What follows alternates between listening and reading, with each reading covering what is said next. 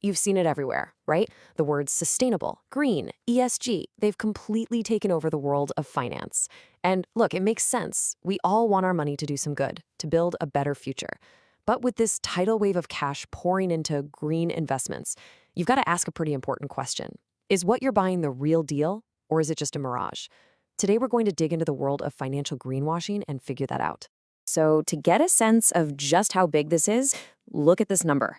$53 trillion. That is the insane amount the market for ESG, that's environmental, social, and governance, assets is predicted to hit by 2025. This isn't some tiny niche corner of the financial world anymore. It's fast becoming the main event. The stakes are just absolutely massive. And hey, it's not just regular folks like us. This right here shows that the real heavy hitters, the giant institutional investors, are all in. A whopping 93% of them say sustainability is a factor in their decisions. So what that tells you is that the very core of the financial system is shifting. And that makes getting this right even more critical. Okay, so the money is flooding in, and the intentions seem to be there. But here it is, the multi-trillion-dollar question. How do we know if the promises actually match the reality?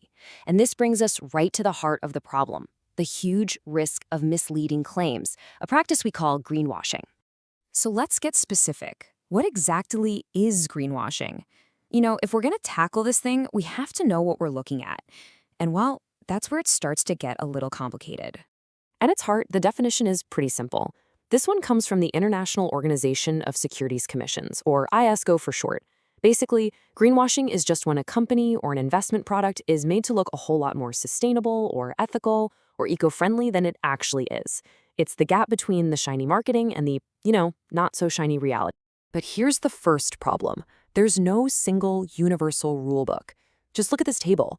You've got different regulators around the world focusing on slightly different things.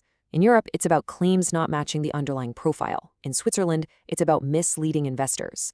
This lack of one clear global standard, it creates all these gray areas that, frankly, can be taken advantage of. So why is this happening? I mean, what's really driving it? This diagram from ESMA, Europe's regulator, lays it out perfectly.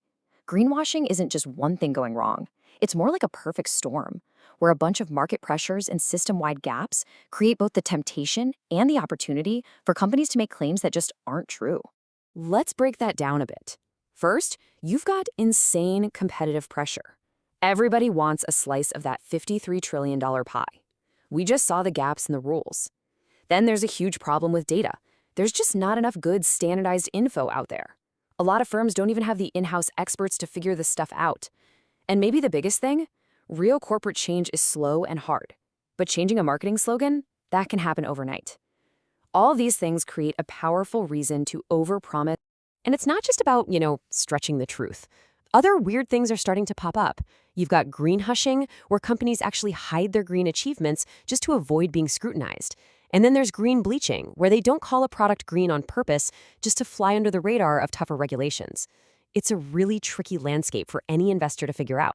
And this slide, wow, this really illustrates one of the biggest challenges we face. These ESG ratings are supposed to give us some clarity, right? But just look at this chart. The same exact company can get a fantastic score from one rater and a terrible one from another. I mean, if the experts can't even agree, how is a regular investor supposed to know who's actually walking the walk? This kind of confusion is the perfect breeding ground for greenwashing. All right, so the problem is pretty clear and the risks to the market are growing.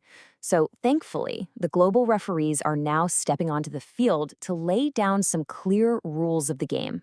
The main organization leading this charge is IOSCO. The easiest way to think of them is like the world's top financial referee. Their members regulate over 95% of the entire planet's financial markets. So yeah, when IOSCO talks, the whole world listens. And right now, they're talking very, very loudly about greenwashing.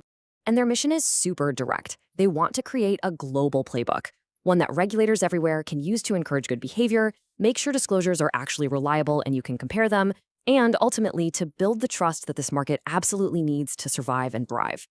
So what's actually in this playbook? What are they doing? Let's peel back the curtain and look inside the regulator's toolkit to see how these ideas are turning into real-world action. So they're coming at this from a few different angles. First, they are combing through the official documents and all the marketing stuff, the promises being made directly to you. Second, they're doing targeted boots on the ground inspections of asset managers. Third, they're actively collecting intel and keeping an eye on complaints. And this is pretty cool. They're starting to use new tech like AI to scan for buzzwords and automatically flag things that might be greenwashing. But here's the most important part. This isn't just about watching and taking notes.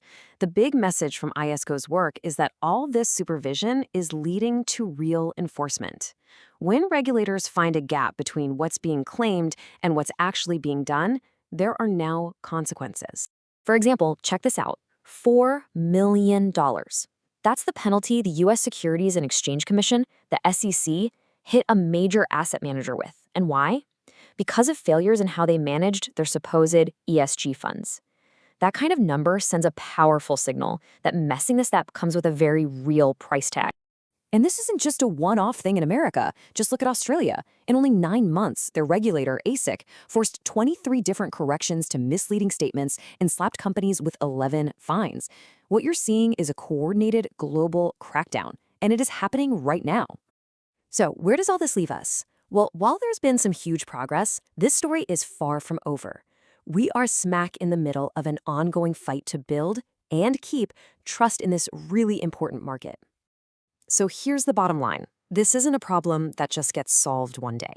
As the market changes, the risks are going to change too. It means everyone has to stay alert. Regulators have to keep watch. The industry has to build a culture that actually values honesty. And just as important, investors, people like you, need to stay informed and keep asking the tough questions. And that brings us to one final thought. For years, all the advice has been about watching out for the red flags of greenwashing. But as the rules get clearer and the data gets better, the question is starting to flip. Instead of just trying to avoid the bad stuff, how can we get better at spotting the genuinely good investments? As you make your own decisions, how will you start looking for the green flags, the signs that signal true, verifiable, honest-to-goodness sustainability?